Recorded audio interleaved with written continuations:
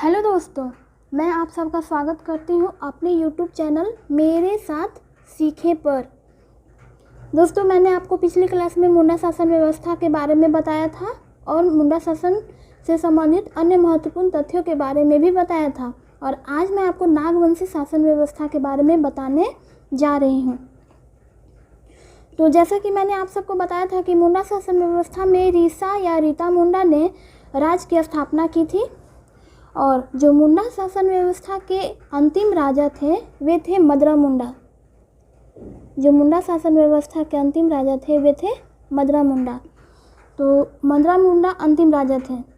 तो इसके बाद मदरा मुंडा के बाद ही नागवंशी नागवंश की स्थापना होती है। और नागवंश की स्थापना से जुड़ी कुछ मान्यताएं हैं। और वो मान्यता यह है कि एक दंपति थे, मतलब पति पत्नी थे, जिसमें पति का नाम था पुंडरीक नाग और पत्नी का नाम पार्वती था। ये दोनों तीर्थ पर निकलते हैं। ये दोनों पति पत्नी पुरी जाने के क्रम में पिठोरिया के पास सुतियांबे तालाब के पास रुकते हैं। सुतियांबे तालाब के पास रुकते हैं और यहीं पर उनकी पत्नी पार्वती को प्रसव पीड़ा होती है। पुंडरीक नाग की पत्नी पार्वती ने एक पुत्र को जन्म दिया, लेकिन पुत्र को जन्म देने के बाद पार्वती की मृत्यु हो जाती है।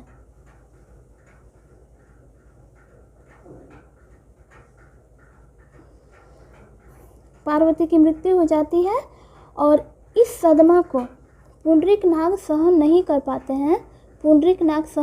पाते हैं और उनकी भी वहीं पर मृत्यु हो जाती है। तभी वहाँ से मदरा मुंडा, जो मुंडा शासन व्यवस्था के जो अंतिम राजा हैं मदरा मुंडा वहाँ से गुजरते हैं।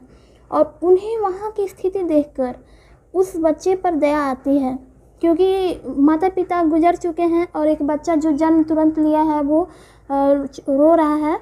तो उन्हें उस बच्चे को देखकर उस बच्चे पर दया आ जाती है और उस बच्चे की, रोते हुए बच्चे की रक्षा एक नाग अपने फन को उठाकर उसकी रक्षा कर रहा था। मदरा मुंडा उस बच्चे को गोद में लेते हैं और उसका नाम फनी मुकुटराय रखते हैं, क्योंकि एक नाग अपने फन से उसकी रक्षा कर रहा था, इसीलिए उसका नाम फनी मुकुटराय रखते हैं।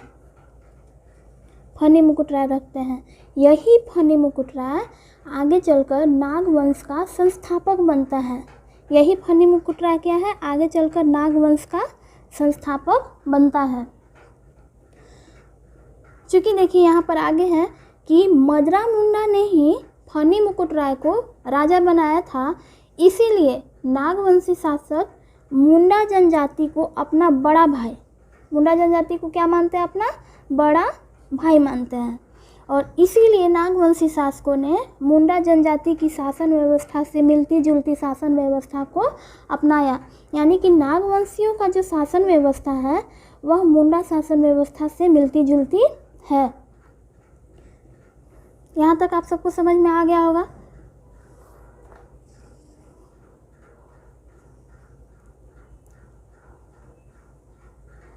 अब देखिए, फनी मुकुटराय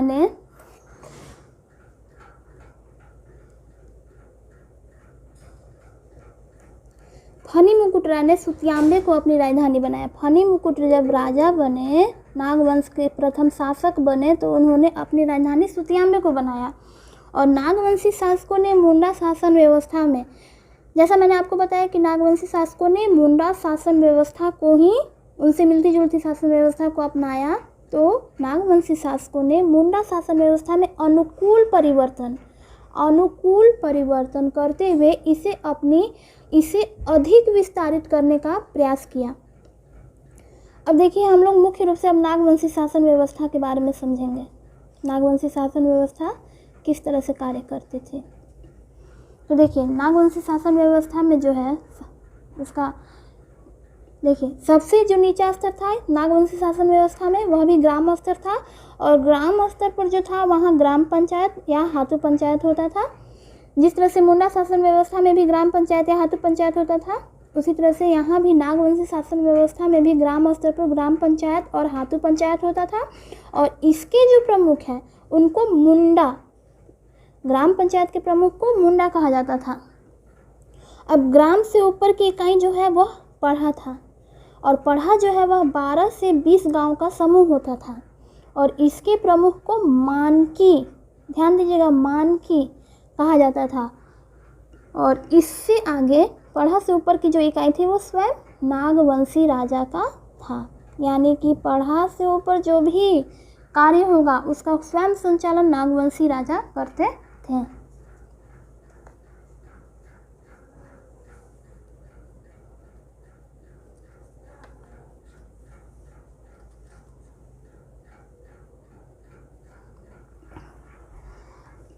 अब आगे देखिए ग्राम स्तर पर प्रमुख अधिकारी। अब देखिए ग्राम पंचायत है तो ग्राम स्तर पर तो कुछ अधिकारी होंगे ही ग्राम पंचायत के कार्य को संचालित करने के लिए। तो ग्राम स्तर पर जो अधिकारी होते थे वे थे, ग्राम स्तर पर देखिए कुल 22 अधिकारी होते थे, जिनमें 3 प्रमुख थे। और पहला है महतो। महतो जो है वह गांव का महत्वपूर्ण व्यक्ति था, और इसे महत्तम भी कहा जाता था। महतो क्या है? गांव का महत्वपूर्ण व्यक्ति, और इसे महत्तम भी कहा जाता था। दूसरा है भंडारी। भंडारी जो है देखिए राजा के गांव में खेती बाड़ी करने तथा अन्न भंडारण करने हेतु इसकी नियुक्ति की जाती थी। जैसे राजा है तो राजा के महल में खाने के लिए जो खेती बाड़ी होती थी उन सब के लिए, तथा अन्न भंडारण के लिए भी इसकी नियुक्ति की जाती थी। यानी जो खेत में खेती हुआ, जो अनाज हुआ, उसका भंडारण करने के लिए भंडारी का नियुक्ति किया जाता था। अब आगे देखिए है भंडारिक। तीसरा है भंडारिक।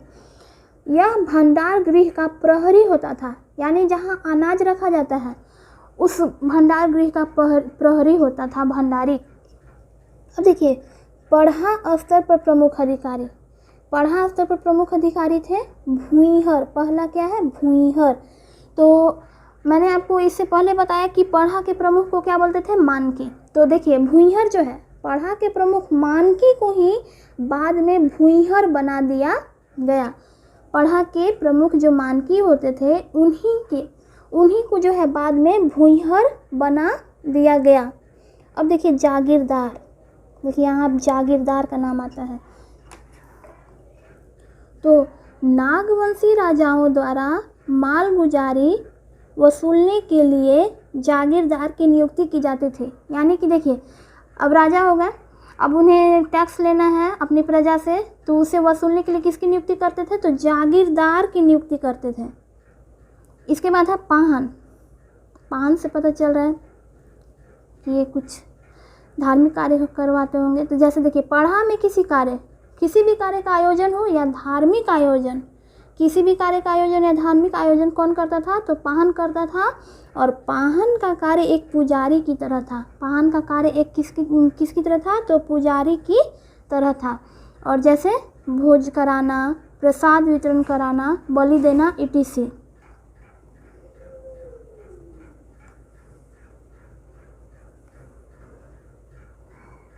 इसके बाद देखिए अब देखिए नागवंशी राजा की सहायता के लिए अधिकारी। तो नागवंशी राजा की सहायता के लिए अधिकारी जो थे, पहला है दीवान। तो दीवान जो है वह नागवंशी शासन व्यवस्था में राजा के वित्तीय मामलों का प्रमुख होता था।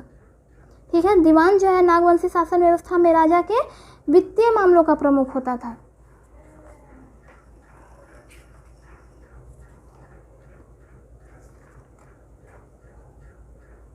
आगे है कोतवाल। दूसरा है कोतवाल।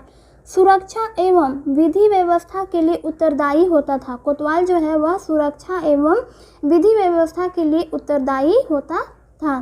तीसरा है पांडे।